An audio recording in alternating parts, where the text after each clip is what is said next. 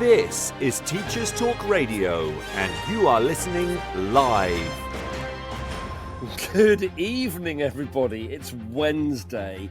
It's 8 p.m. Only 8 p.m. This is so weird. This is too early. And it's time for me, that's Toby Payne Cook, Creeducate at Creeducate.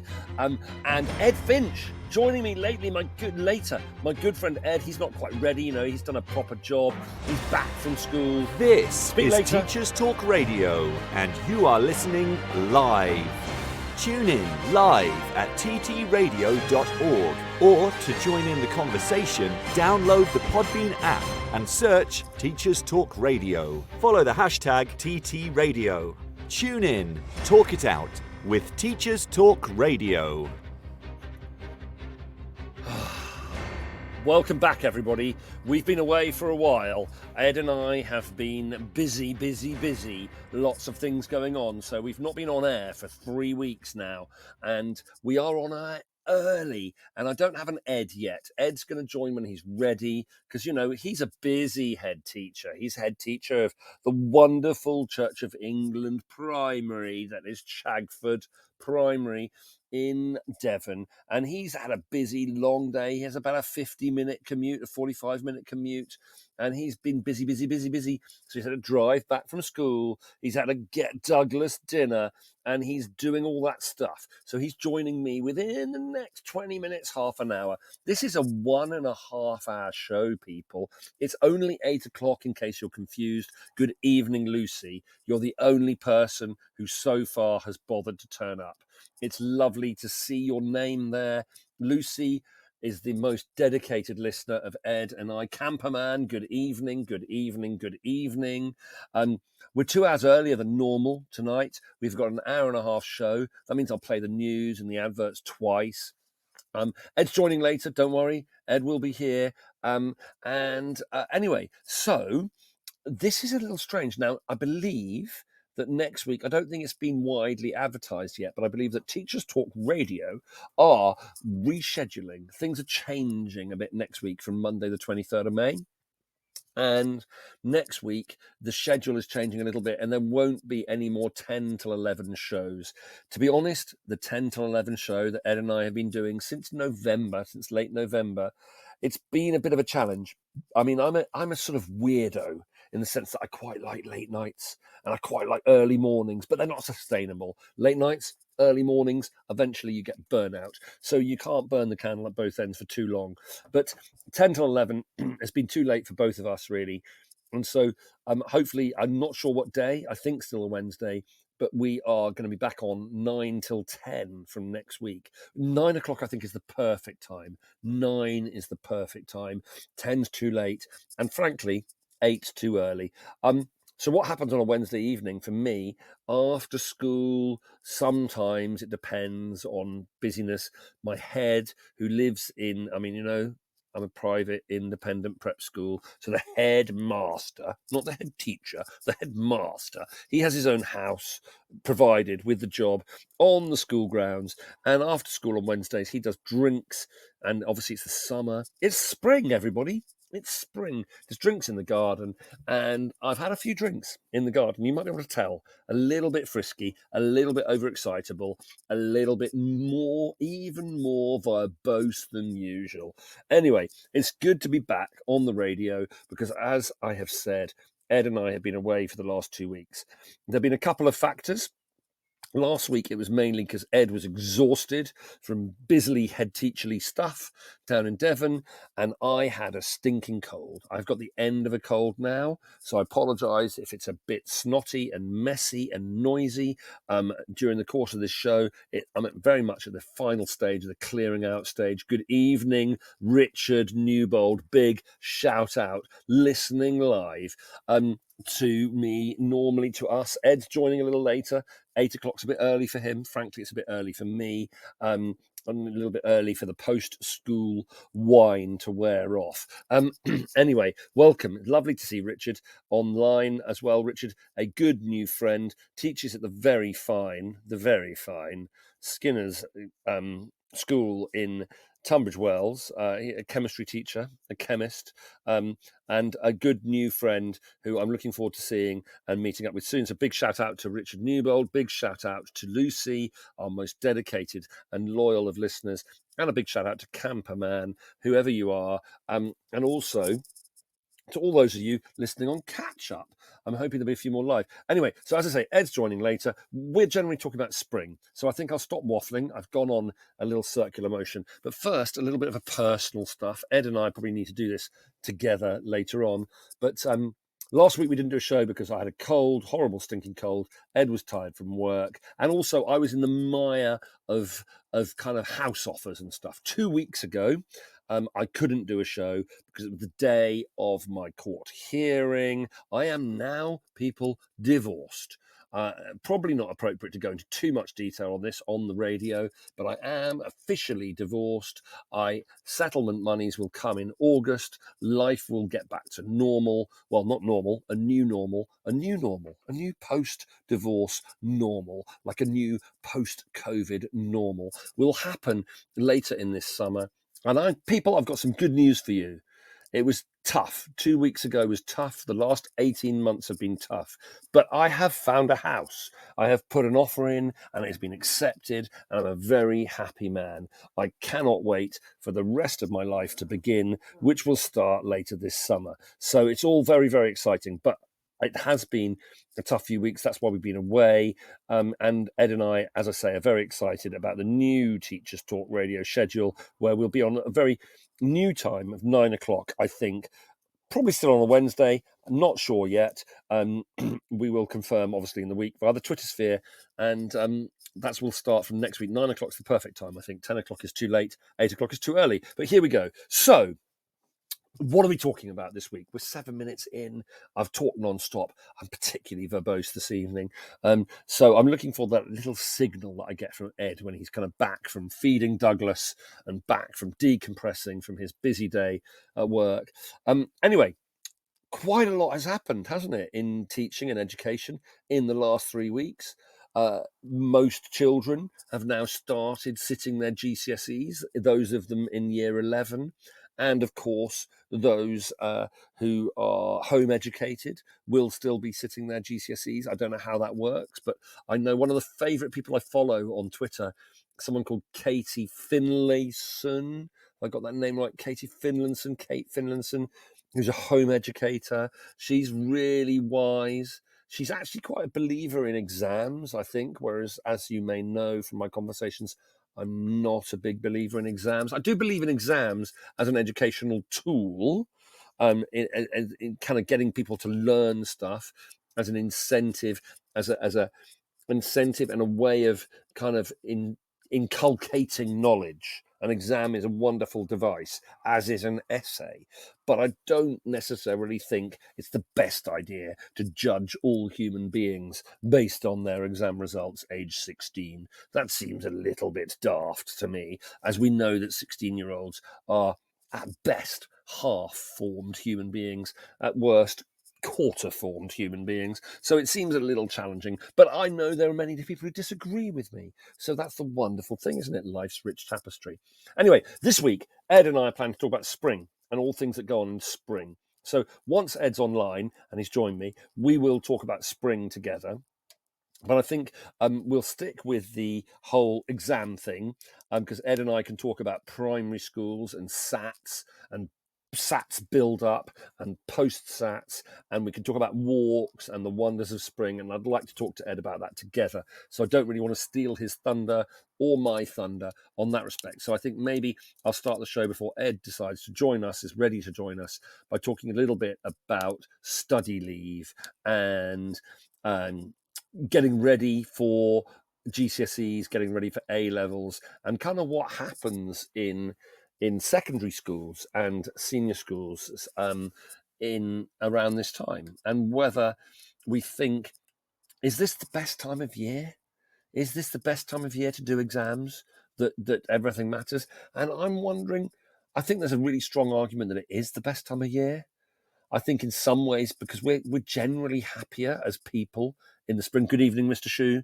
Good evening, Mr. Shu. I think generally speaking, when the sun is shining or the daylight is a little longer, so we've got longer days, humans are probably a little bit happier than they are in the winter. And therefore, being, that seasonal affective disorder or seasonal affective disorder dissipates through February, through March, and by April and then into May, the days are stretching out, the days are longer. We are kind of, generally speaking, unless, as Lucy has pointed out, you suffer from hay fever, let's come to that later, then spring makes us feel a little happier than we probably felt in January or February or even in November. We get temporary winter happiness in December because we know we're going to have a Christmas break and we know we're going to drink too much with relatives we don't really like. And so there's that whole Christmas feast pagan thing that goes on, kind of hijacked by the Christian church. But anyway, let's not go there. And so that kind of happens in the winter. But mostly the winter's dark, it's depressing, it's hard, and the days are short. We drive to work in the dark. We drive home in the dark. And it's quite a good time for learning, though. I think the winter and the late autumn and the very early spring are really good times for learning because there's not as much distraction outside. So, yes, in the spring, we are generally happier because sunshine, extended daylight hours, being able to enjoy the great outdoors, or sitting in a pub beer garden in the evening after work, after school, is generally speaking a good thing, unless, as Lucy mentions, you suffer from hay fever. So the happiness thing perhaps helps with the exam season. GCSE students, A-level students, B-Tech students, C-Tech students, whatever. I think it can help. But equally, from my experience of teaching children aged 9 through to 13, they are happier and everyone feels happier in a school April through to July than they probably do November through to February. But they are also more distracted. So core learning, peak learning for me, children, September, October, always good for learning. Everyone's on it. They're focused after that long summer break. They're eager to get back to some kind of routine and ritual. And actually, they realise, most children realise, not all children, but most children realise that void of chaos through August and a little bit of July and maybe a tiny bit of early September, it's actually quite hard work. It's actually quite hard work. So sometimes you need to just get into the groove, get on with it. And I don't know. So I'd like some comments online. Do children learn better in September, October, maybe January and February as well, than they do in April and May? So in April and May, people may be happier, but they're a little bit more seduced by, I want to be outside. I don't want to be sitting in this classroom listening to my teacher drone on. I don't want to be sitting in this classroom doing a chemistry practical when I could be observing the intricate patterns and structure of the underside of a leaf outside. I want to be doing outside stuff in the summer. I don't want to be doing indoors stuff in the summer. And so it's a bit of a paradox, I think, that this is when we do exams. Anyone got any comments on that? Those of you who are listening in, all four of you. Good evening, Lightning Skies. Good evening, Mr. Shue. Said hello. Good evening, Richard. Good evening, Lucy. What do you think about this sort of balance about kind of the happiness, the joys of spring and early summer, which probably puts a more positive mood on things? We've probably got a little bit more energy. We've probably got a little bit more energy about us. But we don't necessarily want to be sitting in a hot, stuffy exam hall or a classroom at this time of year. So is there a better time of year to do 8 new messages? Hang on a minute. Have I got to spool down? Oh no, those are the messages. Okay. I don't know. So that's my thought. So just talking about GCSEs and summer and A levels. Right. Okay. That's my thoughts on that. And breathe. And breathe. Okay. I am looking forward to Ed joining. For those of you who just listened in, whether you've listened in live or listening in on catch up, Ed Finch, the wonder cat that is Ed Finch, will be joining me. This is a 1.5 hour show. We are nearly 16 minutes in. It's a 1.5 hour show. And we are, oh, hang on, I've got a new message. Wait, I'm trying to spool down here. And then Mr. Shu talks about yup, unless we went with a long winter break to hibernate in. Okay, I mean, that's a question, isn't it? I mean, I think personally, as a human being, not necessarily as a teacher, but as a human being, I think the spring is my favourite time of year because it's a fresh start. Everything looks wonderful. You've got like fresh growth. You've got cow parsley in the hedgerows. You've got fading bluebells in the woods.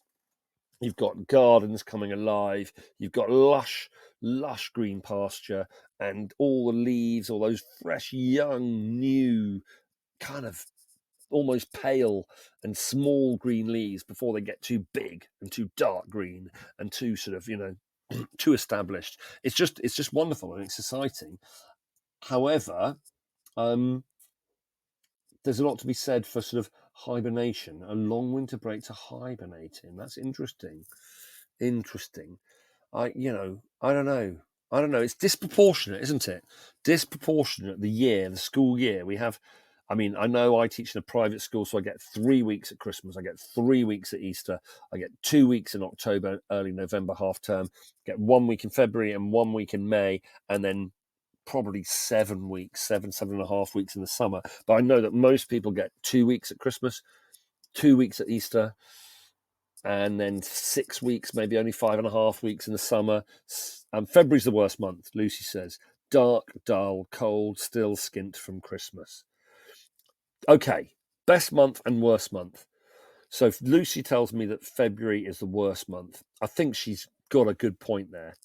I think late January might be worse than February.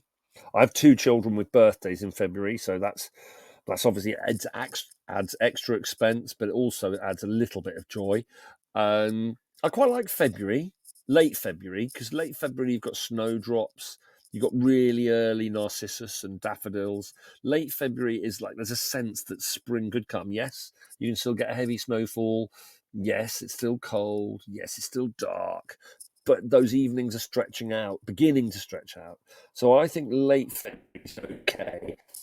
Really early February is almost as grim as really late January. Really late January is the grimmest of all, I think. I mean, November, I think, is possibly the worst month of the year, but it's kind of made better by that anticipation of Christmas and all that sort of shared break from work that everybody has, not just teachers, not just children, but most people have kind of, not all people I know, but most people have a little bit of a decompression time at Christmas.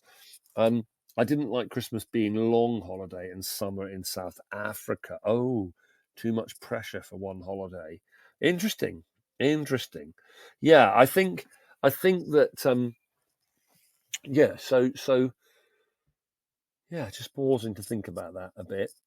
So I think we're generally probably agreed that spring is most people's one of most people's favourite. Some people like autumn. Some people love summer. I mean, as a teacher and as a child, the summer is obviously wonderful because we have a long stretch off work. Now, whether we should still have a long stretch off work, because we're not really helping to bring the harvest in anymore, are we? But whether we should or shouldn't have a long summer holiday, we do have our longest holidays in the summer. And it's great when you've got young kids or youngish kids. The long summer holiday is a good thing, and when you're young and the summer's good, but it's all a bit skewed, isn't it? We have this really long summer and then we have shorter holidays dispersed through the year. So, but I don't know. I think spring is an exciting time of the year. However, as established already in schools, it's kind of like, it's a weird time. Children want to be outside. They want to be enjoying the warmth. Classrooms are often a bit stuffy, whether the window's open or not. Can we concentrate as well when we're a little bit warm, a little bit dehydrated? Maybe we can't. And then, there's all this pressure on certain age children, 16-year-olds, 18-year-olds, to some extent 11-year-olds and 10-year-olds.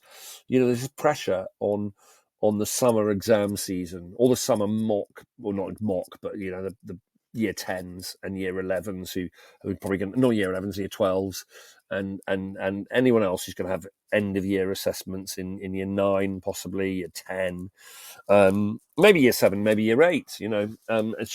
It's a tough time of year to be sitting still inside.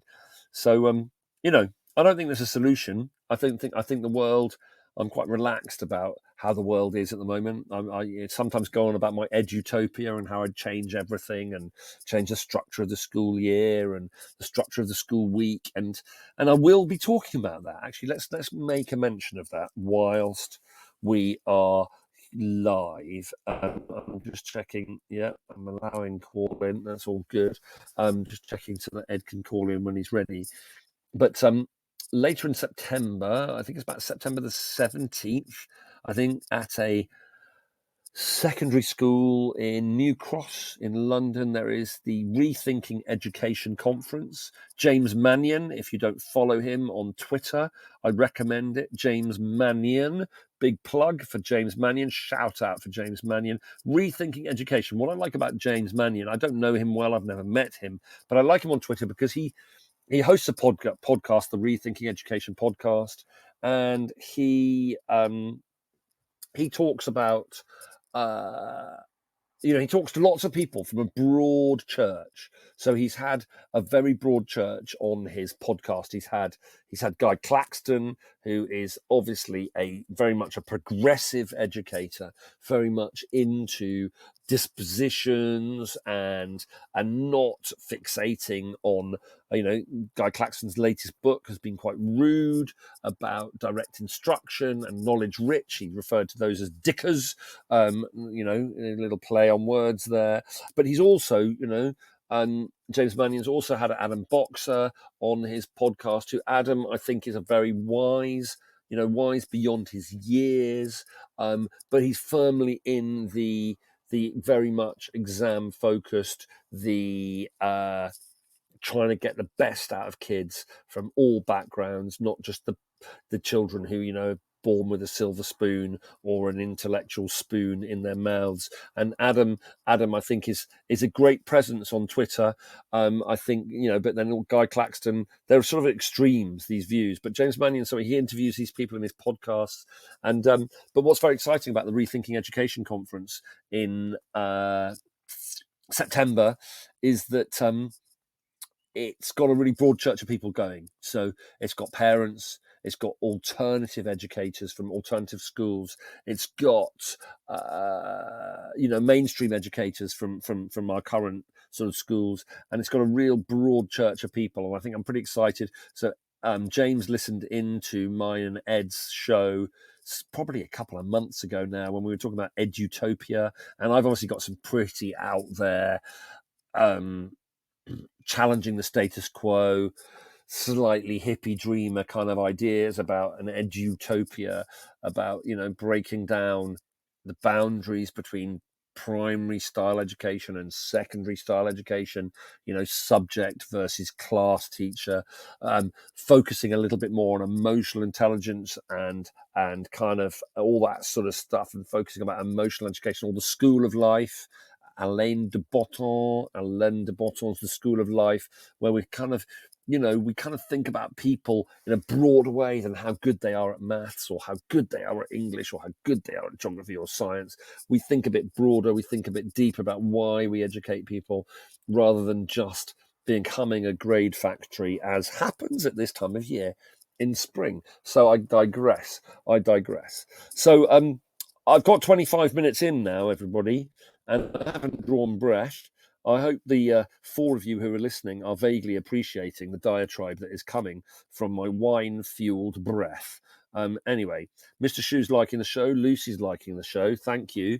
Thank you. I apologise to anyone listening live or anyone listening back who's thinking, oh my word, that Toby Paincook, he doesn't stop talking and he's off on one, he's repeating himself, he's clearly had a little bit too much wine. Anyway, let's pause. Okay, so I'm waiting to speak to Ed about stuff that's been happening on Twitter and spring walks, and I'm waiting to speak to Ed about spring in primary schools. So there's no point me going off on one about SATs and post-SATs. I'm laughing. Richard Newbold can't tell any difference compared with non-fueled by wine. Okay, good. Well, that's good to know. That's either really good news or really bad news. I'm not sure which. I'm going to go with the really good news. And my husband is laughing now. Hello, Lucy's husband. You must be a lovely man. But Lucy's on Twitter a lot. And she's on listening to the radio a lot. So I hope you guys are okay. Anyway, big shout out to Lucy. Massive fan. Right. I'm just going to go to Twitter, actually, and have a little look. I have bookmarked a few things. So one of the things I wanted to talk about on the show was the old tweet of the week. So let's do some sound effects. We haven't done any Saudi sound effects. Let's do it. But this is more of a conversation for when Ed's here. But I'm still going to make sound effects because come on, it's the Toby and Ed show. Where are we? Where's my tweet of the week sound? Is it this one? It's not that one. It's this one.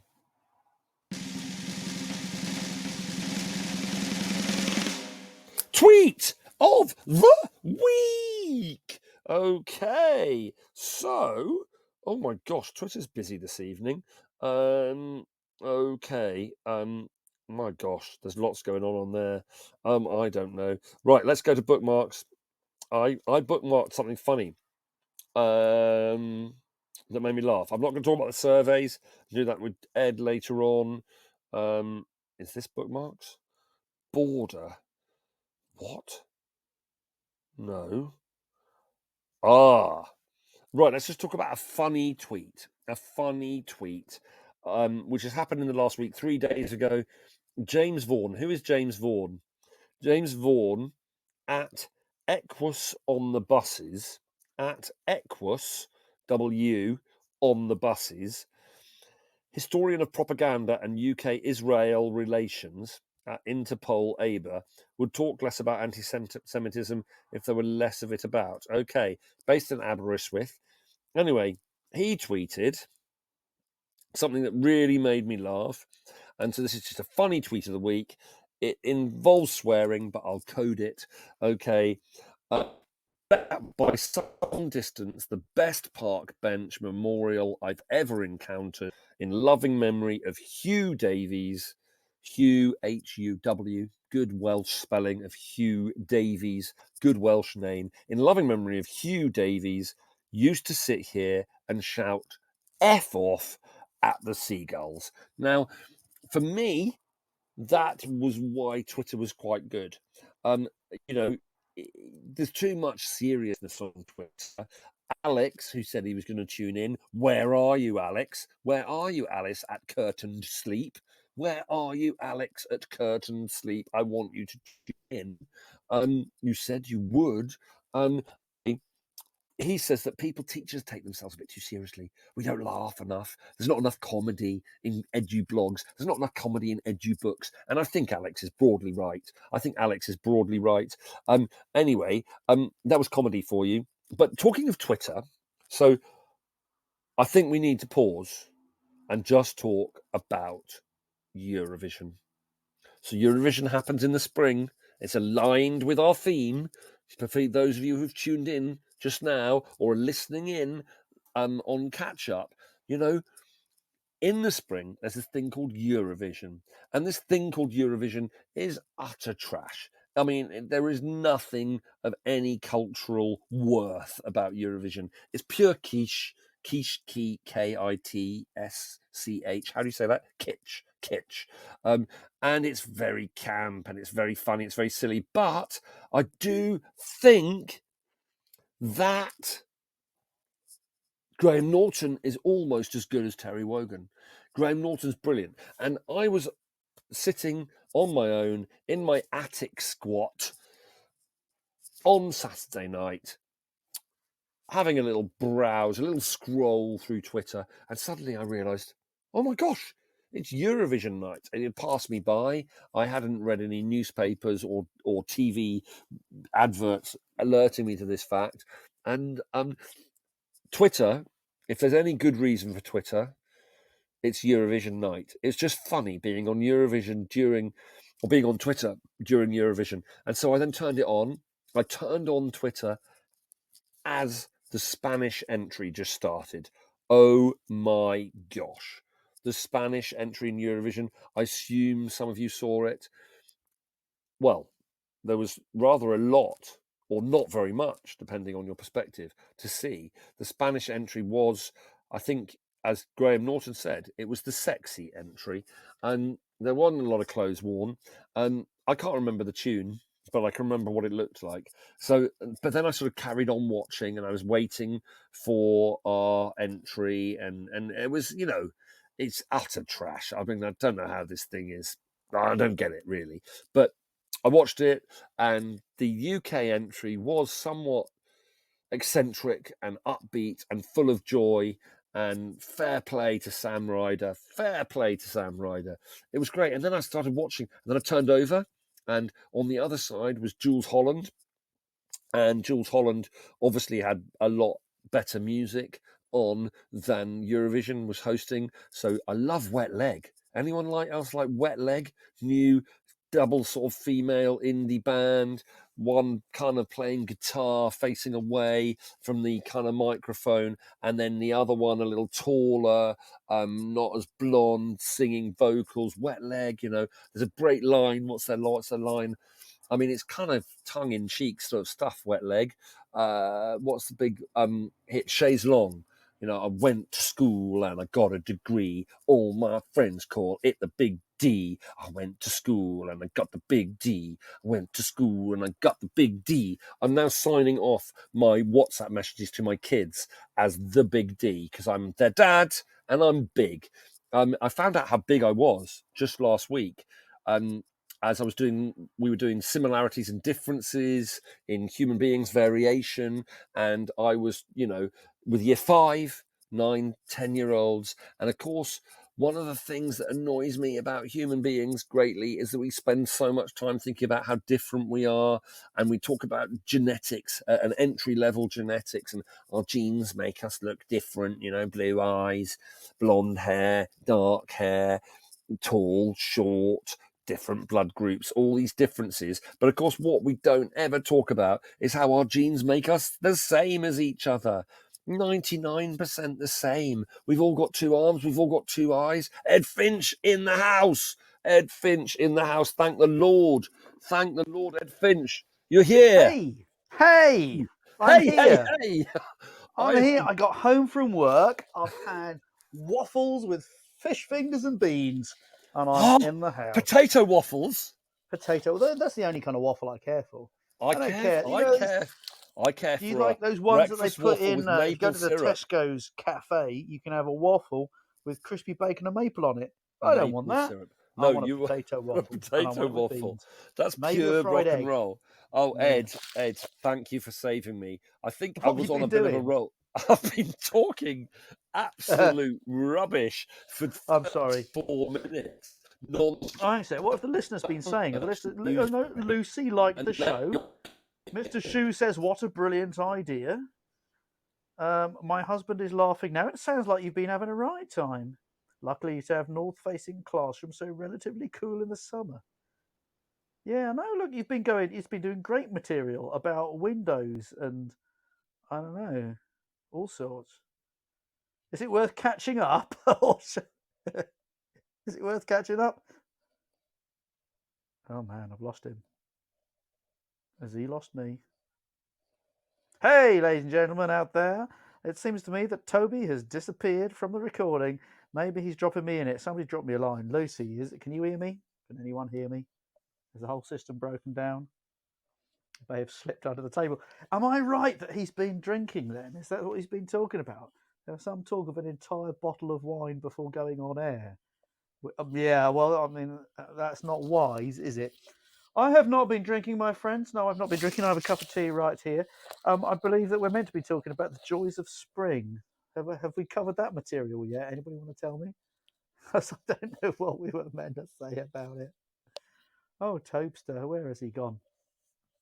Ladies and gentlemen, so I'm not quite sure what we're meant to be talking about. I will go to the cunningly pre-prepared WhatsApp message to see what we're meant to be talking about at this point.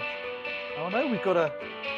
Ooh. Oh, Ed, you're back. I've played the news so that This we can sort episode our of connection Teachers out. Talk Radio has Okay, been here we made go. possible with support from Witherslack Group, the UK's leading provider of SEN education and care. They're here to support you too through an ever-growing offer of free resources, including webinars, podcasts, articles, and events aimed at supporting teaching professionals like you. Visit their website at www.witherslackgroup.co.uk to find out more. Imagine a world where you were free to focus on sparking curiosity in your students and giving them access to the awe and wonder of learning. A world where you were supported to deliver a truly personalised education to help all your learners achieve their potential.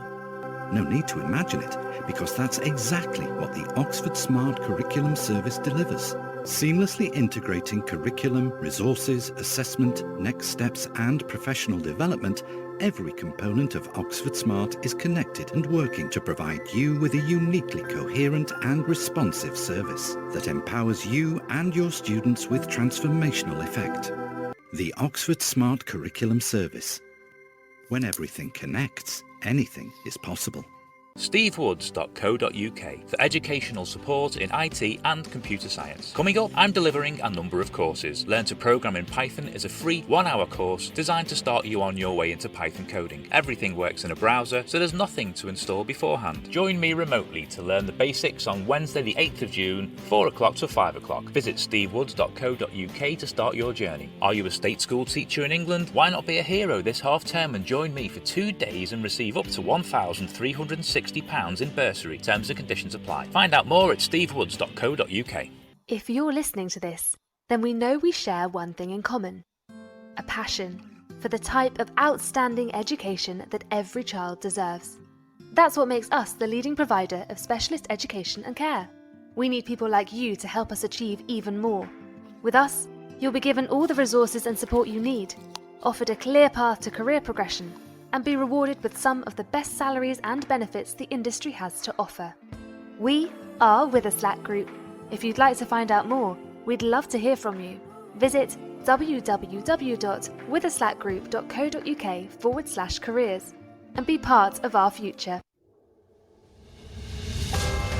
This is Teachers Talk Radio, and this is Teachers Talk Radio News with Gail Glenn.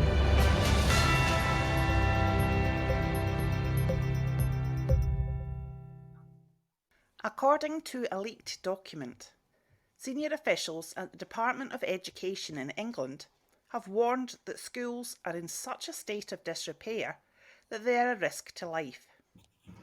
Those officials who work for the Education Secretary, Nadeem Sahawi, have warned that the current pace of 50 school rebuilding projects per year needs to be raised to more than 300.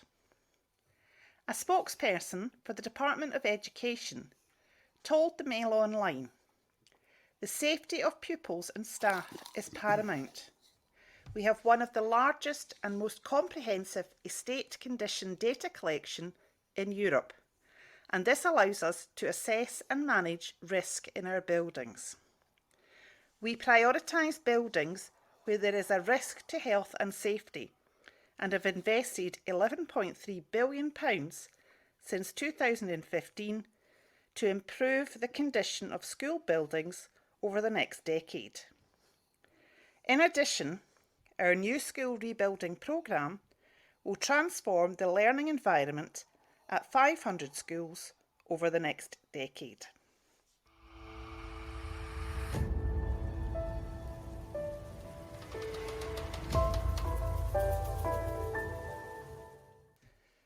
Following a statement from the Vice-Chancellor of Cambridge University, which recently told private schools that they will need to accept that they will admit fewer students to Oxbridge in the future, Education Secretary Nadeem Sahawi has responded by saying that admissions should be based on merit and evidence. He said, "I think it should be based on merit and evidence. The thing to do is deliver great outcomes for all children, wherever they live, and especially our most disadvantaged children, which is why I am flexing the system towards those areas that have fewer great schools or good outstanding schools. You don't create a system that people feel is fair and equitable by in some way thinking that there is an easy fix.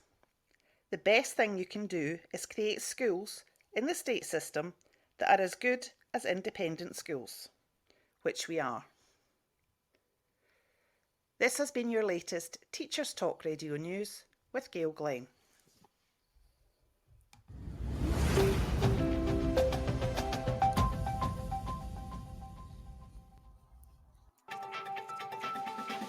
This is 2 Minute Tech with Steve Woods, your tech briefing on Teachers Talk Radio. Hello, this week we're going to talk about a couple of shortcuts and hacks that can make life a little easier. This may not be as innovative as some of my past life hacks for teachers, like drinking noodles, but here are a couple of things that may make a difference to your use of media in the classroom. First up, if you aren't already riding it, get on the Wakelet wave. Wakelet is a free way to save, organise and share content. Create collections of web pages, videos, and basically anything with a web address under one topic. Once done, you have a shareable link to your collection. Use it to organise your lesson, flip a lesson, or create revision collections, just to throw a few ideas out there. This next hack is one of my favourites. I love using YouTube to support learning. Not only can it help keep pace in a lesson, but also it's a great reference afterwards for pupils to refer to. My biggest gripe with it though is that pesky advert you can't skip that always decides to play when you're in full flow. Here's a secret that works nearly all of the time. When preparing your lesson, you will have watched the clip anyway to ensure it's appropriate, so just before you copy the link into your presentation or Wakelet, type this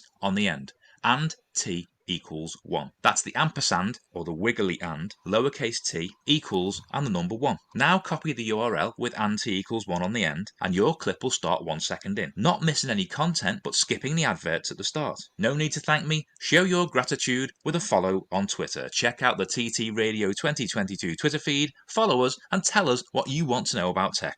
I'm Steve Woods, and that was 2 Minute Tech. 2 Minute Tech with Steve Woods, your tech briefing on Teachers Talk Radio. Edward? Yes, can you hear yes, me? I can hear you. Where had you gone? We were worried. I floated off to Toby land. I don't know. I So- said, "Oh, my signal is now excellent." It was poor when that incident occurred, but there we go. Well, I've got that'll be it, my friend. You don't want a poor signal, but no. yeah. So you drank a whole bottle of wine. Was it good wine? I don't know. It was white wine, and White wine is not good wine. I don't know if there's going to be arguments in the feed. I hope No, not. white wine is I like it. I do like a glass or two of white wine on a summery evening, a crisp Sauvignon, or maybe a Okay. little. Yeah. I quite like an oaky Californian Chardonnay, actually. To be Right. honest, if it's going to be vanilla-y, a bit You oaky. see, I like a glass, and it's going to be well chilled, probably Yeah, cold. it's got to be cold. It's got to be cold. Cold. Maybe that kills the flavour a little bit. I don't know. I find it crispy and refreshing, and I like it. And then I have another glass because the bottle's still there, so I'm going to have another glass, and it starts to clag up a little bit, I find. And then it's not as cold as it was. It's starting to get a bit warm. It's getting a tiny bit syrupy, really. But the bottle's there looking at me, and it's half empty now, so it's going to get finished off, and I'm going to have a headache. And we don't get that with the red wines, do we? Red wines don't give us headaches; they give us life. But anyway, so you got pissed up on a white wine and then went on the radio. You're back.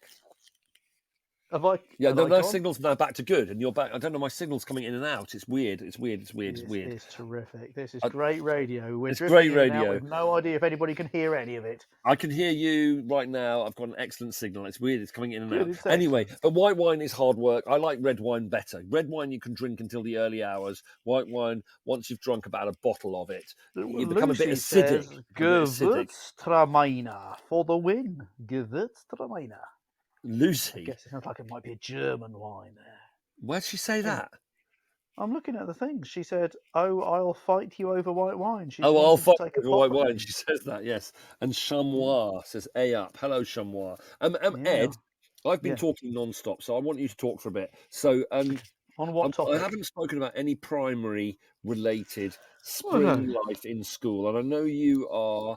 It's incredibly busy time in primary It's schools. a busy time. Yeah, And I mostly know- because we're rehearsing for the summer production. That's been Talk the me big story. through your summer production, your spring and early summer, Yeah. your summer production, even not early Wow, summer. I It'll mean, be so late I'll July, tell you won't what, it? it's a good story, this one. Many years ago, before I went to Chadford Primary School, a couple of the parents there had this idea that there should be a whole school production of A Midsummer Night's Dream, and it should happen on Midsummer Night in our amphitheatre. Yes, because we at Chadford Primary School, we have an amphitheatre. Is it made of stone?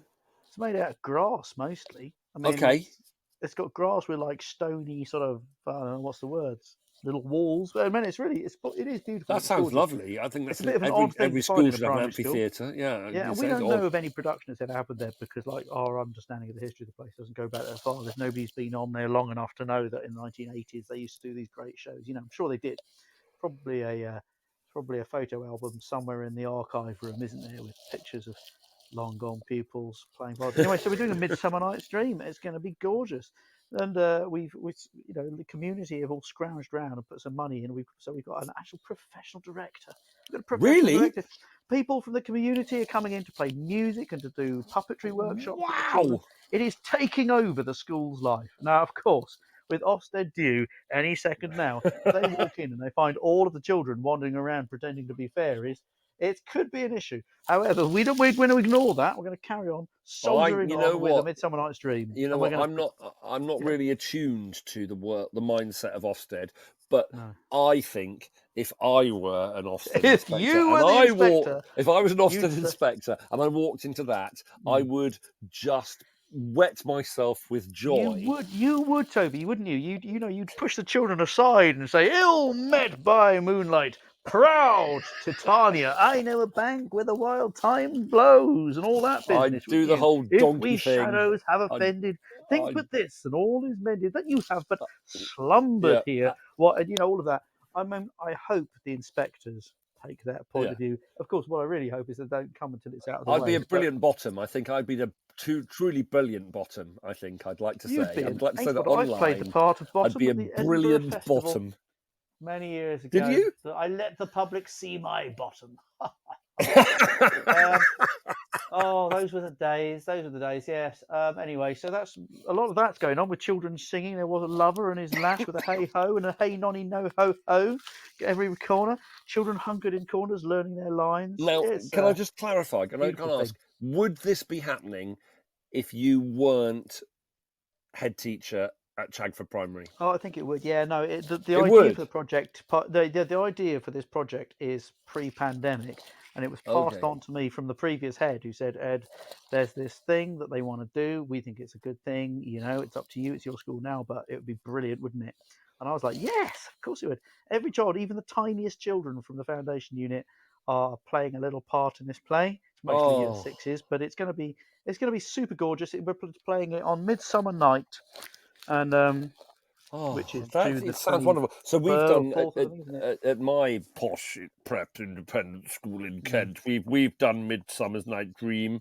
We did a Midsummer's Night Dream pastiche last year in a sort of COVID post-COVID, compromised scenario. But pre-COVID, there was a really good Midsummer's Night Dream year 8 Leavers production. Fantastic. It's the best. It's the best school production to do, I think, and so I much better than year 6 penned leavers assembly. I think so. I think go Yeah. for it. Go big, go One large, of the go things puck. about letting the year 6s write their own play is they're not as good as Shakespeare.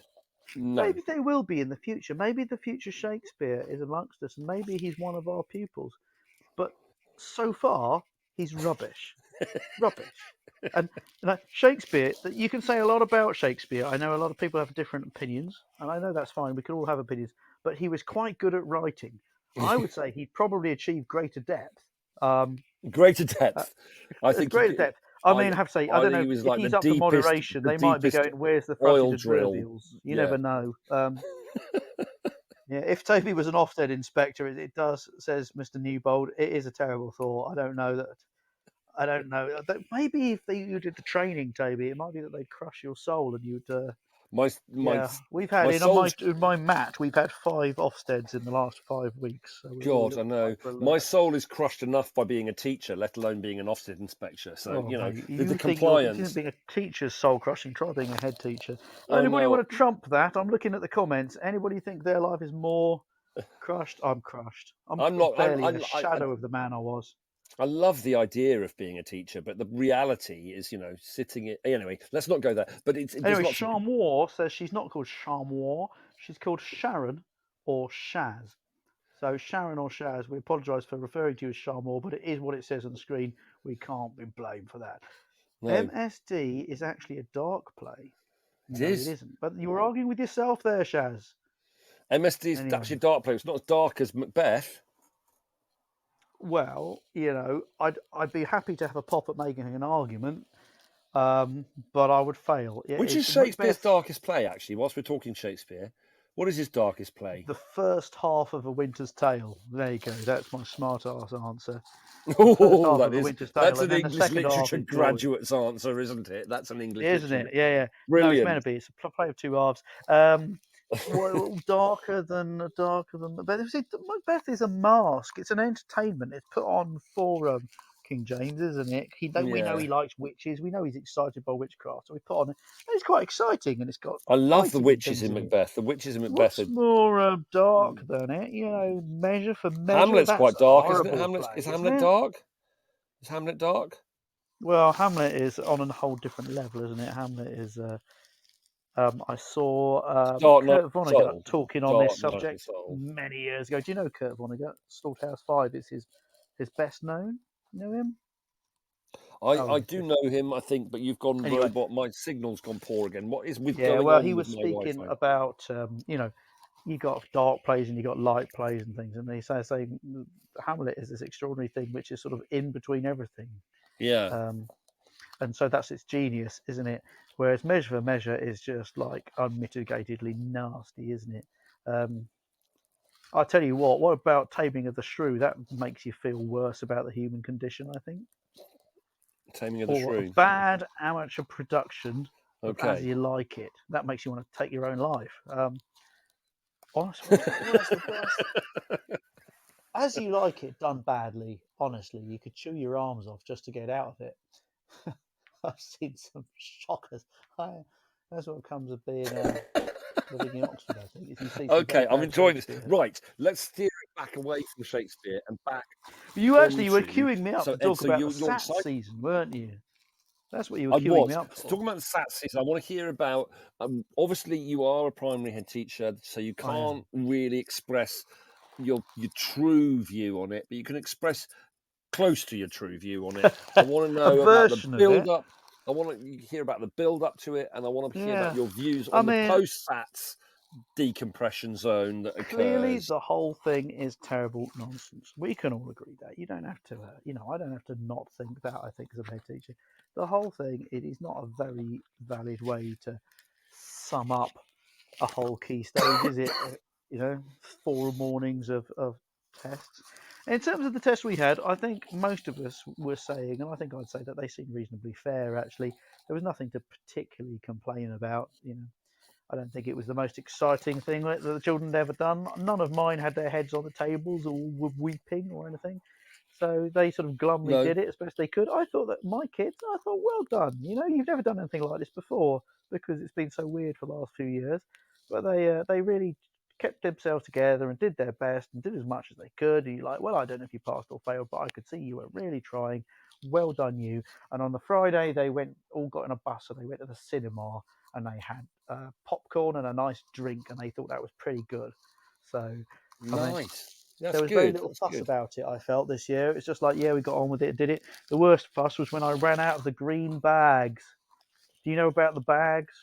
Oh, you ran out the green bags. Is that for sending them back to the dark special bags, and you have to put special some bags. scripts in these bags and some scripts in those bags. The bags have to go in other bags, and there has to be labels and stickers, and it's all very like Fort complicated. Knox?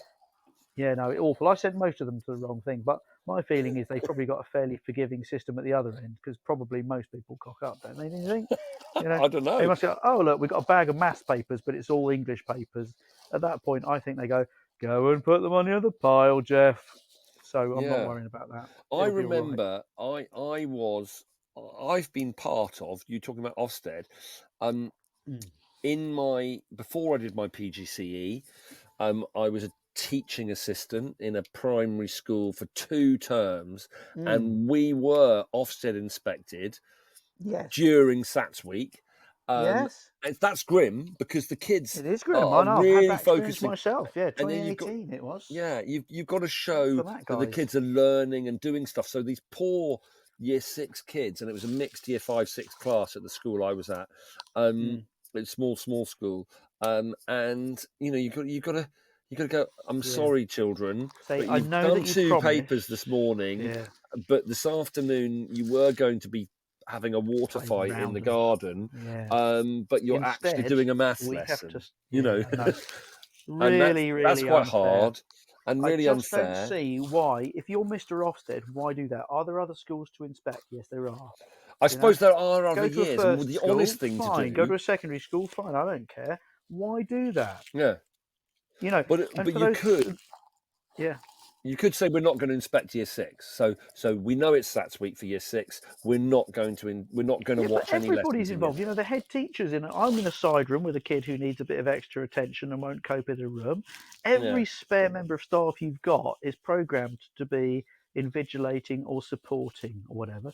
It's the worst. If you're in a really small school, you've got everybody who's any good working on SATs, and you've got your weakest TA looking after the rest of the school in the hall. It's true. And so Ofsted come in, they go, it's just a little test, it shouldn't make any difference, don't do anything different just for us. And you're like, what? We're not available to talk to you, we're busy. Yeah, it's weird, isn't it? There's this sort of parallel I perceive from the outside. Stupid for the sake of it. And on my PGCE, my placement school, which I happened to be teaching year 6, a bad timed placement, 7 to 14 PGCE, not should have been in the autumn term in the primary PGCE if you have a year 6 placement, but I was there from March through to June, so I was there, and I don't think it was in SATS week, but it was like the week before SATS or something like that. And again, but I suppose on paper, in principle, what Ofsted says is sort of true, and what primary schools in principle sort of say is true. This is just a week of assessment of everything you've done, but it becomes this ridiculously big thing, and it becomes if you all rank consuming, it, doesn't it? Yeah. When they first brought in SATs, it genuinely was that. It's just a little assessment. It's more useful for judging the cohort. It's a light touch thing. Until you go, okay, and now we're going to publish these results and use them to rank the schools. At that point, it gets a little bit scary for us. At that point, and then it goes on the IDSR, and the IDSR is one of the main things that, people like Ofsted are going to look at before they come to my school. So that's one of the ways they're going to form their opinions. So I have to take it seriously. But if you've got a little cohort, I've got 15 in that class.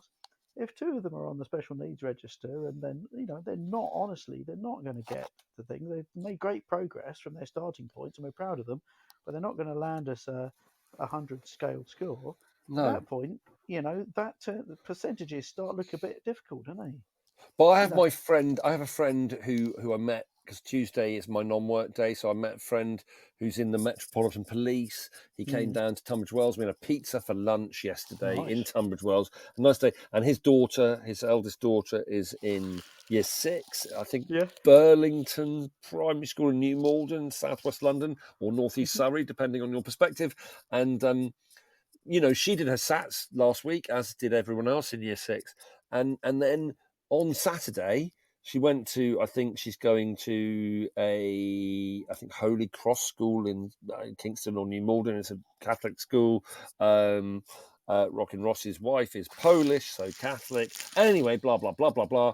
And then she went and did her cats. So she did her SATs for school. Sats in a week and a cats in a weekend. And then she did her cats for cats. Sats and cats, boots and cats, and Sats and cats, and boots and cats, and Sats and cats. That's And she did her cats the day after her. And of course, that exposes the farce of it, is that the secondary schools are using the CAT tests to set them in English and maths. They're not using the SATs.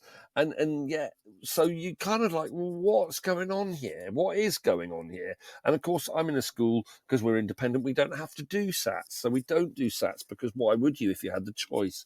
And so, it's just, but of course, then in Kent, I know when I was in my primary school, my PGC year, 2013, 2014, at a primary school, it's a very leafy primary school, in the village of Goudhurst, actually, which is the village I have just had an offer accepted on my house. Goudhurst in Kent, lovely. Are we all invited, by the way? Was there going to be? Yeah, I'm going to be having every Friday or Saturday through late summer, autumn 2022, probably all through the winter, possibly all through next summer as well. Anyone's welcome. And, by the time we get a sort of 3 months into that party zone, it might be, people might have to bring their own booze. I might exhaust my majestic budget after a while. But anyway, yeah, definitely, you're invited, Ed, definitely, and so's Richard online, and so's Lucy. Even though I've never met you, but I'm pretty assured that Lucy's a wonderful human being who's worthy of any party invitation. Sorry to those of the rest of you who are listening. I don't know who you are. You might be lovely. They're nice enough in their own way, though. They're probably nice enough. Although I've had Shaz a few. has shown herself to be lovely, isn't she? Yes. Oh, by the way, we have to go back up, because you were saying which Shakespeare play is darker. I was arguing for measure. Richard is suggesting Titus Andronicus, which, that's learned for a chemistry teacher, isn't it? That's very learned. Do you know what? A little bit polymathic there, Richard Newbold. Yeah, but it is a. Do you know it? Have you read it? Have you watched it? No, it's I haven't. But Richard has.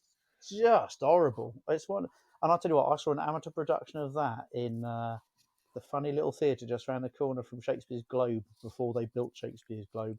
It was genuinely, this is no word of a lie, it's a performance of Titus Andronicus, performed by an English summer school. So it's all English as a foreign language speakers, apart from their teacher, who gave himself the role of Titus Andronicus.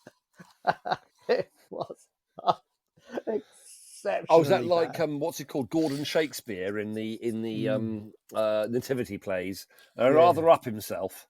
Yeah. Oh no, so the teacher clearly thought he was marvelous, and then he cast these teenagers from all over the world who couldn't speak English yet, because they'd come for this English summer school.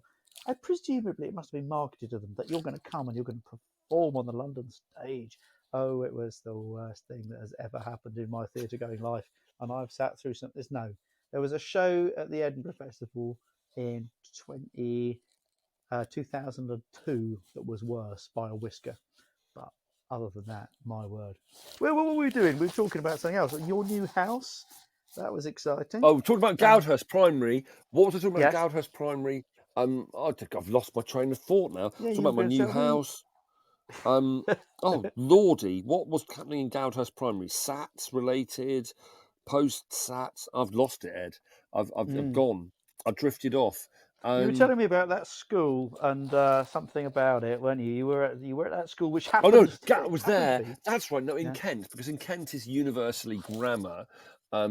So the top 25% of kids, roughly, in Kent, based on a day, aged 10 and a half or 11, just 11, more likely 10 and a half, they do a grammar 11 plus.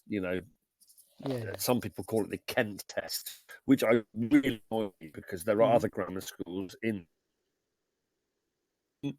and they do this grammar, and of course the leafy, affluenty, middle classy kids that get tutored and pass their 11 plus. They pass their 11 plus. They find out they've passed it in October. They find out on March the 1st or whatever it is that they've got their place in their chosen grammar school.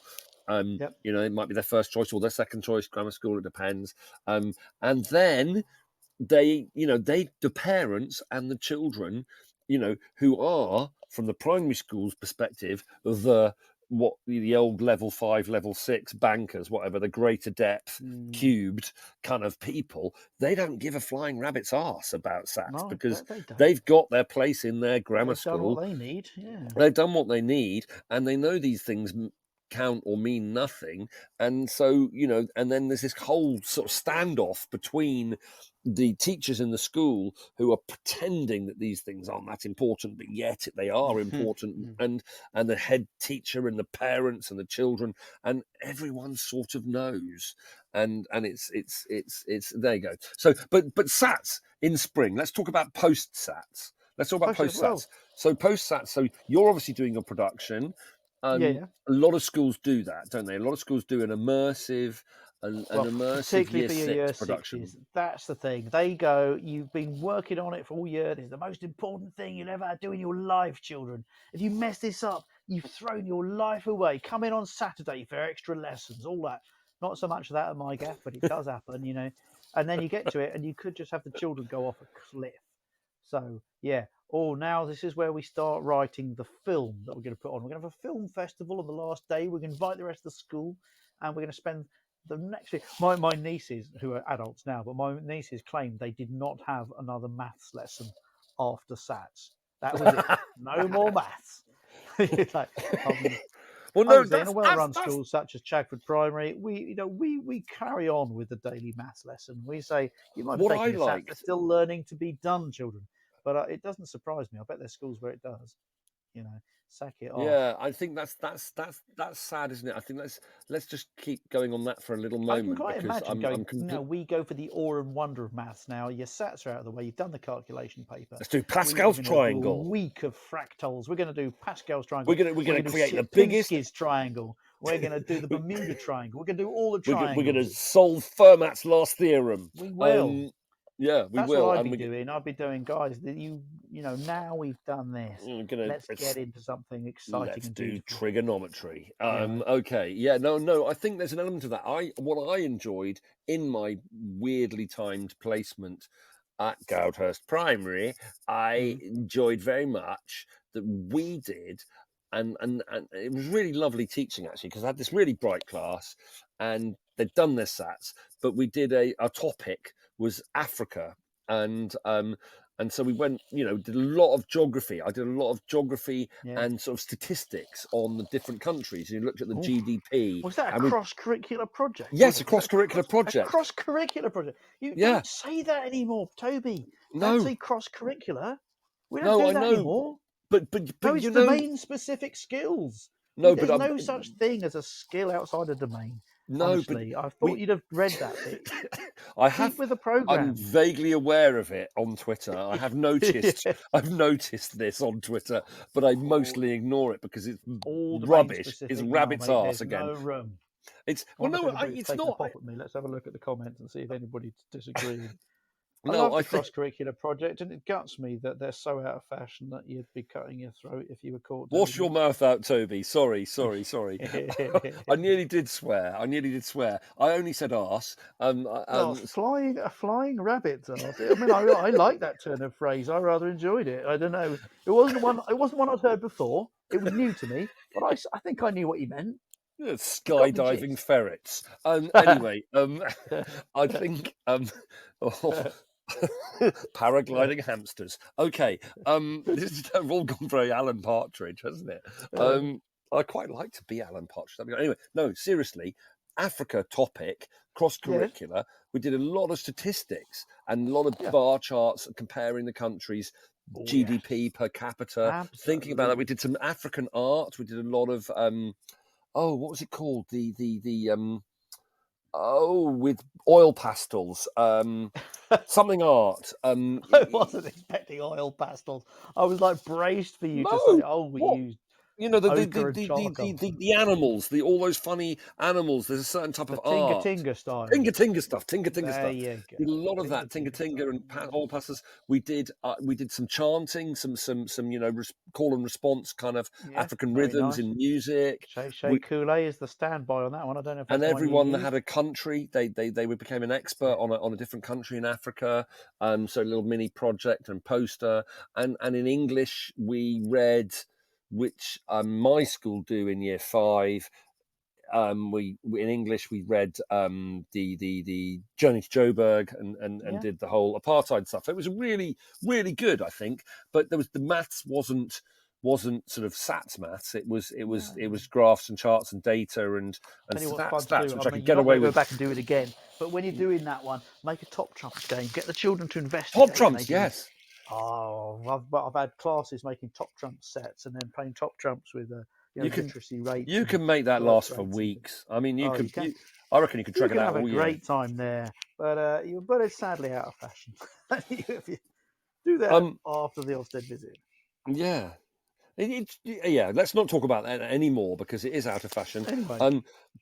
Ed, did you want to talk about spring? I mean, had you done daffodils and bluebells bit? We haven't spoken about. I spoke about sort of GCSEs exam season, whether it's the right time to do exams. We've spoken about SATs. Let's just talk about what we love about spring. I've talked about a little bit about loving spring. Have you got any spring walks that you want to recommend? So people, it's beautiful outside. The days are long. The evenings are long. You've got time for a 2-hour walk after work at the moment. You can get home from work and go for a lovely walk. Yeah. I'll tell you what I was meant to be doing today. Because it's spring and the evenings are longer, I'm trying to set up Crediton's first, possibly only, weekly mulky get-together. That's good. I've seen that on Twitter. Very good, Ed. Yeah. I mean, one lady turned up last week, so we played a couple of rather studious games. And then tonight it's been raining quite heavily, so it couldn't have happened anyway. But, that's a spring thing. What I like, I'll tell you what I'm loving is there's a bluebell wood I drive past on my way to work. If people know the area, just near Castle Drogo. Lovely. Around the corner by Castle Drogo. And I go along and there's this valley down one side with the castle on the other.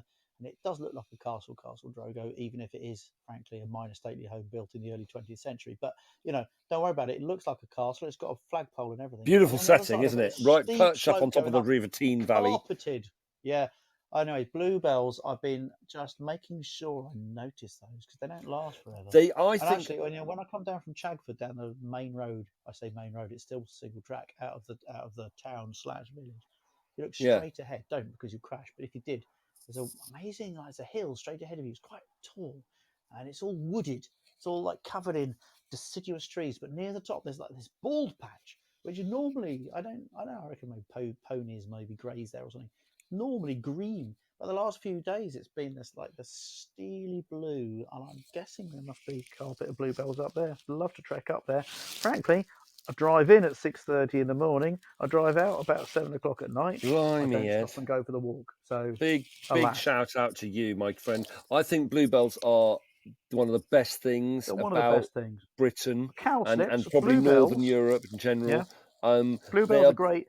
Cowslips as well. Cowslips are good too. I call it cow parsley. Are they the same thing? That's different.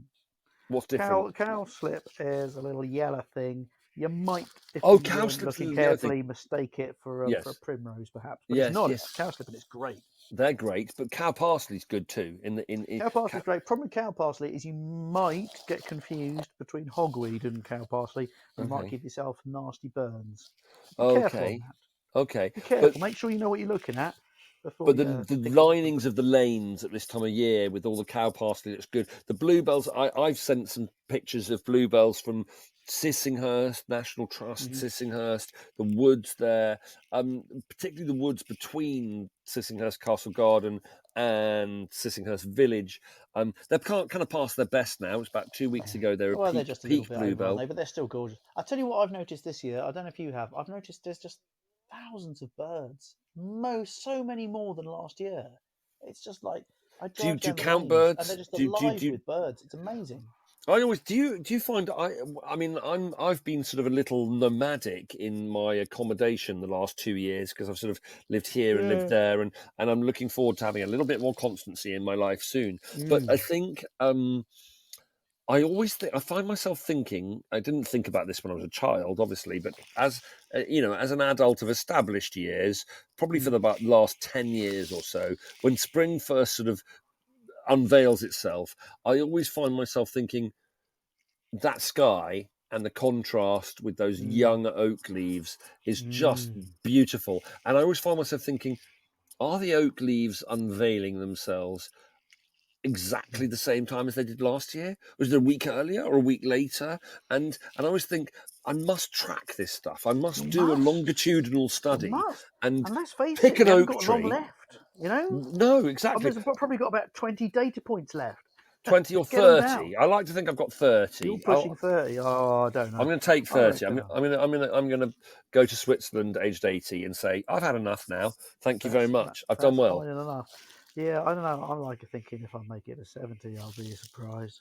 Oh, I'm come on, falling to Ed. Only pieces. 20 Falling years. to pieces. Oh, Well, honestly, I'm but falling you're to not. pieces. You won't be a primary head for 20 years because that would be No, that's true. daft. I mean, some people are, but don't do that. Anyway, I think we should have some Yeah, no, I music, need Ed. to find a least like this. Could be, maybe we could change the focus of the program, and it could be find Ed a new lease of life. People could phone in with their suggestions of activities I could try or foodstuffs I could eat, which would give me my mojo back. I need vim. I need vigor. I need moxie. That's what I need. Moxie, isn't that the sort of way that you get oxygen if we have a human settlement on Mars? That you kind of extract carbon dioxide from the atmosphere or something, and you crack it, and I don't know. I'm speaking rubbish now, Richard Newbold. I'm sorry, I'm getting my chemistry confused.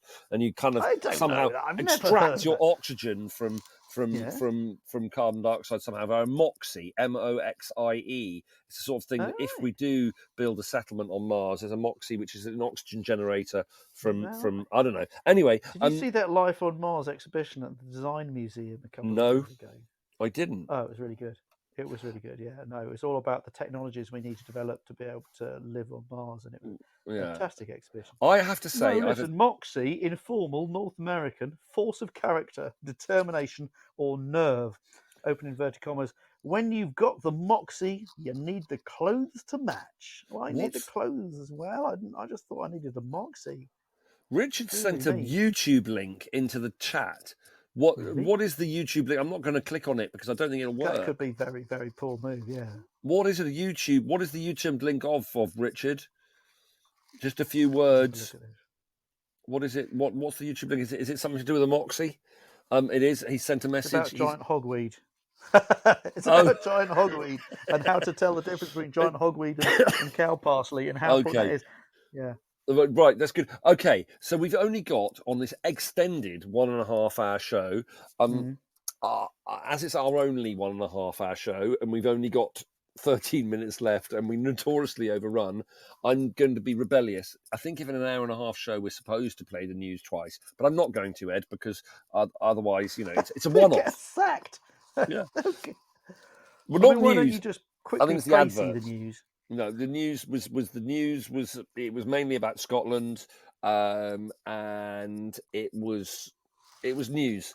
And in fact, it was mentioned about the whole private school thing and Oxbridge places, but we're not going political today. Let's leave that alone.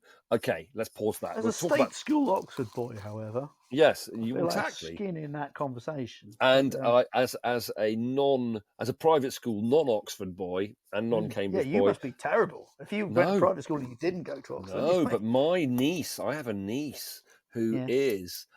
She was head girl at Stowe last year, and she applied to Cambridge, which is widely regarded to be. You can't come. We're going to bring in working class people. That's right. She applied to do theology at Cambridge last year, and at her college, I think she was 12 private school applicants to her college to do theology, and they only accepted one from private school.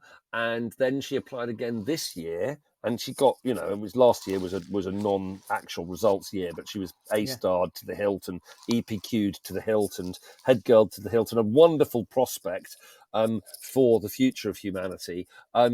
But she was turned down this year for history and politics as well. So I think she's going to be going to King's in London. There we go, to do history or politics or one of those two. I can't remember which. But anyway, so that's that. We are getting close to spring. I think we have got time. We're going to do a bit of music in a moment to close the show. But before we do the music, let's do very quickly, Ed. Have you got any spring walks to recommend to our massively dedicated I did a walk listeners? I shared a walk on Twitter, not last weekend, the weekend before, but it's a stunner. You Park did. at Bellstone. I don't know if people know Bellstone, but Bellstone pub, wonderful setting. Tor Valley, lovely pub beautiful, there. The Tors, beautiful setting. So have a pint maybe, or a big pint of water to set you up, and then walk straight down from the pub, straight down into the valley. And you're going to find the Tor, the River Tor at the bottom. It's still a young river. It's burbling away, but it's Tor. Straight up the other side. Boom! You've gone down the V-shaped valley, up the V-shaped valley. Boom! And you come out onto the top. You walk along there, and you're right on the tops, and it's absolutely stuffed with these skylarks. And if you stop and listen, can you hear it? Yeah, just the other side of the valley, you can hear the cuckoo. Gorgeous. And you walk along. You basically follow that up right to the head of the Tor. In fact, to a place called Tor Head. And up there, if you search around, if you know where to look, I know where to look. But if you'll have to search around. You find a found big it, didn't you? stone Ted Hughes's. with Ted Hughes's name carved into it. In fact, it says Ted Hughes Om, which I first met it. I thought, I don't think he was one of the Omming crowd, but I think it's the Order of Merit. Okay. So Ted Hughes Om. I would have left the Om off myself. It's an interesting thing. They sort of airlifted it on. There's a big controversy. Should we? We don't put we don't put named benches or stones or memorials up on Dartmoor, because it would very soon become a bit packed with them, wouldn't it? With people wanting to be remembered. Well, there's a lot of space though. There's a lot of space. Anyway, the Ted Hughes one, Ted Hughes people won, and they got the army to airlift it, but they airlifted it to this secret location because they thought if everybody knew where it was, one, there might be pilgrimages up there, and it would all get a bit, get busy. And the other thing was they thought that people who were well into his wife and thought that he'd effectively done away with her might go up and desecrate it. Oh. So it's a secret, it's not marked on any maps unless you know where it is. And you go up there, so that's quite exciting. And then you can follow the Tor back down, you see. And you can That's brilliant. That's brilliant. brilliant. And of course, once you get up to Tor Head, as you said in your tweet, you are standing. So the River Tor flows north and joins the Atlantic Ocean, the Bristol Channel. It joins the Tor and the Torridge Estuary and the Tor and Torridge Estuary between Bideford and Barnstaple. Yeah, absolutely wonderful. And the other way, you've got the Dart running south all the way down to Dartmouth. Yes, south-east. And you've got the Tean that runs. And you can see the Tean, the Tean's going the other way. And then the Oatlands, which then joins up with the Torridge, which joins up with the Tor later on. Yeah, absolutely wonderful. No, it's a great spot up there, and the stone is just, it's good to have something to arrive at. Ted Hughes, but just whilst you're mentioning Ted Hughes, I've got a book of his poems called Birthday Letters. Yeah. You're a learned student of English literature. If I had to read one Ted Hughes poem, which should I read? I wouldn't read. Well, if I was going to read one Ted Hughes poem, I'd say by a very, very, very slim volume, by a very, very, very young Ted Hughes, which is called Crow, and it's a series of poems in the voice of the crow, rejoicing in life and rejoicing in death, and the juiciness of both. And I came across it really because the poet Ian Macmillan recommended it. He said when he was a young lad, he wasn't into poetry or language or something. He didn't think he was into it, but one of his teachers spotted him. So this lad has something different about him. Gave him this book to read, and he took it home. And he said he thought he'd give him a joke book. So he's reading it, these poems, laughing his head off at this dreadful crow character who's sort of like very carnal, and that piqued my interest. Okay, Crow, rejoicing in life. Yeah. Ian Macmillan. How do you spell Ian Macmillan? Ian Macmillan. How do you spell Ian Macmillan? Ian, like Ian. Yeah. And then Macmillan, MC. M-I. He's very, very active on the Twitters. I'm surprised. He's the chap who does Early Stroll, but I saw him on the telly when I was a child. So it's MC, not M-A-C. MC, M-I-L-L-A-N. Steer on this. Macmillan. He is a national treasure. He presents, what does he treasure? The Verb on BBC Radio 3, and is great. I think he's a genuinely great poet as well, actually, and a great ambassador for the world of poetry. So Right. he's a top chap. Anyway, yeah. So he was introduced to the world of poetry. Ian IAN Macmillan McMillan on Twitter as iMacmillan. There If he you're is. I not found following him. him, Radio do not presenter, follow him. writer, man about town, the Beat Generation, Les Dawson. Check out The Verb. Follow. If you Done. don't follow him, I do already, follow him A, now. I'm disappointed, and B, do now. Well, you've got lots to be disappointed in me about, Ed. Anyway, He's one of the I like him a lot. He replies to tweets as well, and I always think that's really sweet because he's got how many followers? He's got 61,000 followers, and yet if you say, "Oh, what's your you've got favourite 30 something. I haven't. I've got 22. Have you? I think. Okay. So. Oh gosh, well, I did these surveys. We've got 5 minutes. These surveys weren't very exciting. And Lucy, you're still listening, and we haven't spoken about hay fever. So good things about spring. So hay fever's grim. I don't really suffer from it, but it's tree pollen, isn't it, at this time of year? And then grass pollen starts to kick in later in May, beginning of June. But a lot of people don't understand this. A lot of children don't understand this. That pollen is not the devil. It's wind pollinated pollen. So people think, oh, that pollen that sticks to bees' undersides on other insects' undersides. That would drop, wouldn't it? That is pollen, but it's sticky and it's much larger and it's not as aerodynamic. It's wind pollinated plants, stuff that sits in the oak the trees, column. birch trees, sycamore trees, grasses, things Damn that them. don't have pretty, colourful flowers. Come and kiss me, insect. Come and kiss me, insect. It's not those. It's the old windy ugly, bums. dull, tiny little flowers that produce this bloody aerodynamic stuff that flies around and causes menace to a great many people. So, well said, Lucy. We're back to hay fever. That's a grim thing about my brother couldn't see the paper he wrote on in exams. There's Lucy, so much that's wrong with my life. My life, honestly. What, you've never who suffered from knows? hay fever? But I don't suffer from hay fever, and that is something to rejoice in. So Yeah, it is thank something to you rejoice. for reminding me of my blessings. Yeah, exactly. Hay fever is quite hard. I think that's the worst thing about spring for what? I don't know, 10, 20% of people probably. An awful lot of people, yeah. Pretty grim. Other things about spring. Walks. Any other walks quickly, Ed? But a spring walk. I tell you what, I wish I was back in Oxford because somebody sent me. Well, the lady who lives in it now sent me a short video of my garden from my old house. I left my old house about 18 months ago now, and she sent me a quick video to show me that the fish in the pond are still having a very happy time. That reminded me of walking down the Thames path, and that is gorgeous this time of year. The baby ducklings on the water and stuff. I miss it a little bit. That's okay, isn't it, to say you miss a place? Miss it. Yeah, it's okay to see you miss it, and it's a special place as well. I miss it, and it is a gorgeous place. So can I I mention? wish I could take that walk down past, down to Sandford. Yeah. If I went down to down to the Mathematician's Bridge, you know what I'm talking about. I don't. I should know, but I don't. Walk down the river to Sandford, get a nice glass of lemonade or something at Sandford, and watch the duckies.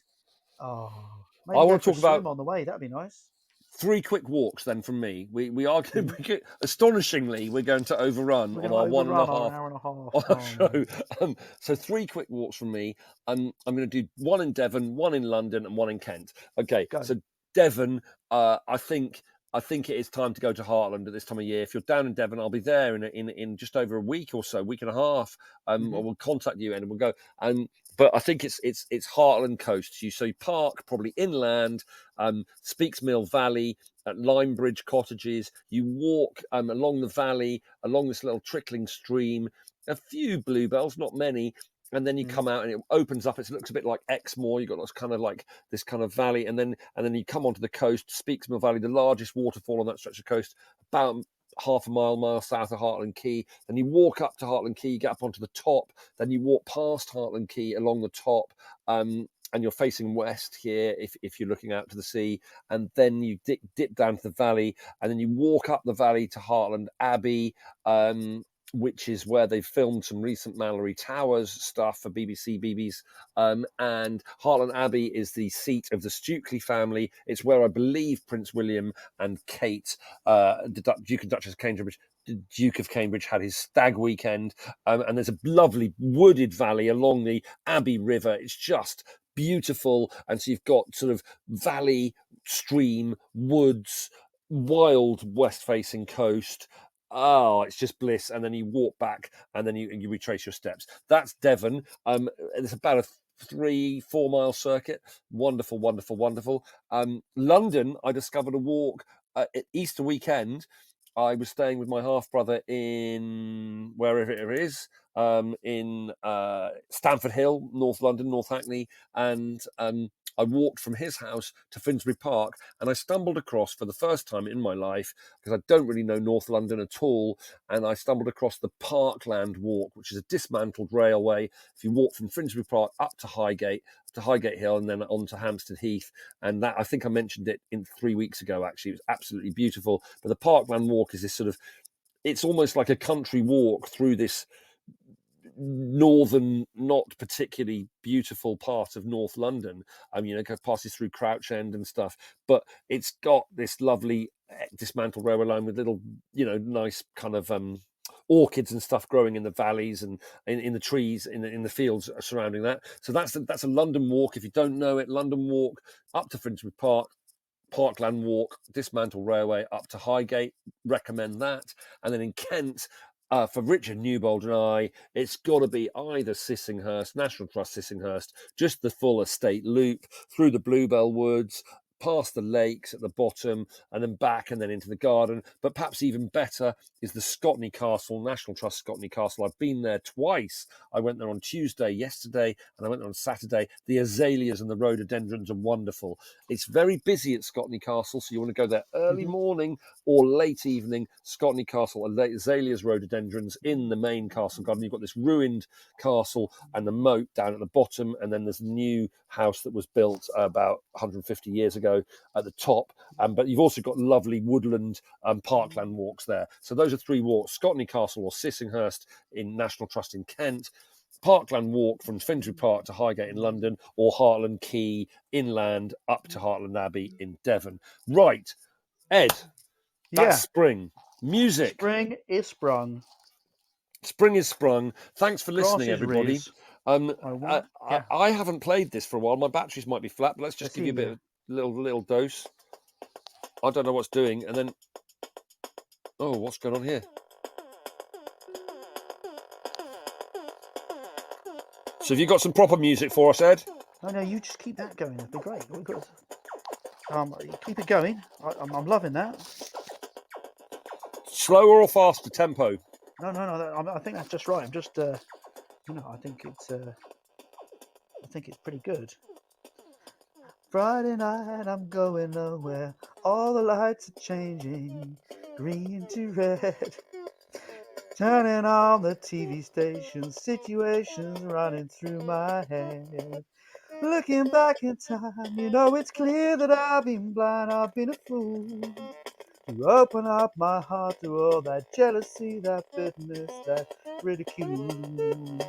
Is this really convincing? Right. And if you want it, come and get it.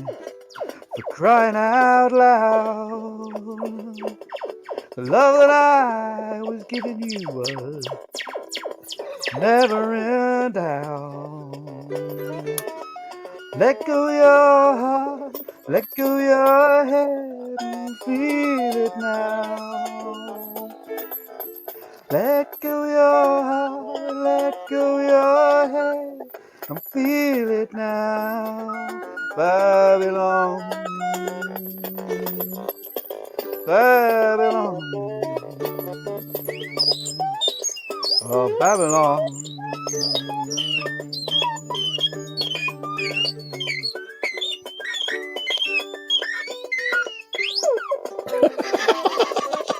See, you're really professional, wasn't it? People were super convinced that we. I think Terry Wogan, eat your heart out.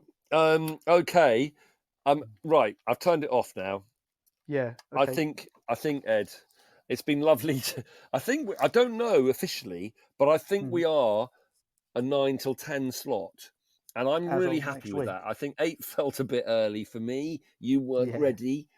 10 was definitely too late. I think from next week, I don't know. I think it's still a Wednesday.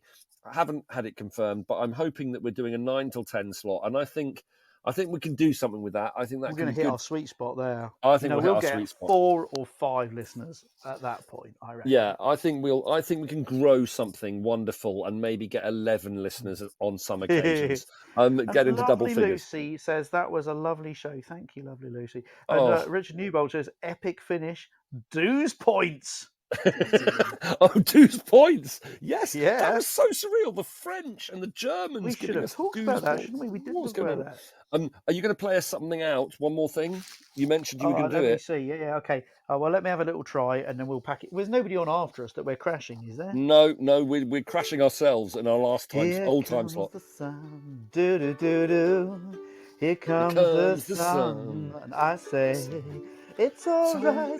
Do do do do do do do do do do do. Little darling, it's been a long, cold, lonely winter. Little darling, it feels like years since it's been here.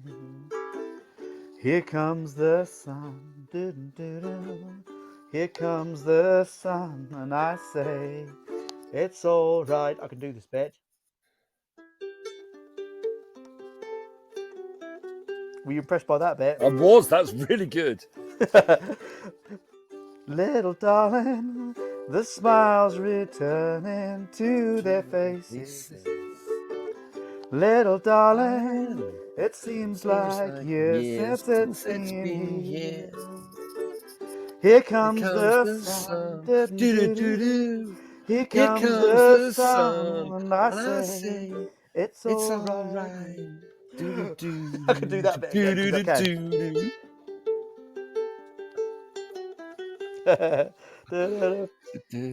Sun, sun, sun, here it comes. Sun, sun, here it comes. He goes really weird count. You go 2, 3, 4, 1, 2, 3, 4. Sun, sun, sun, here it comes. Here it comes now. Little darling, I feel the ice is slowly melting. Little darling, it seems like years since it's been clear.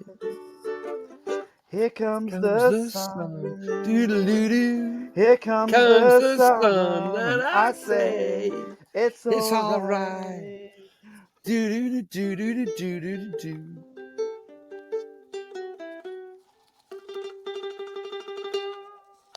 There you go.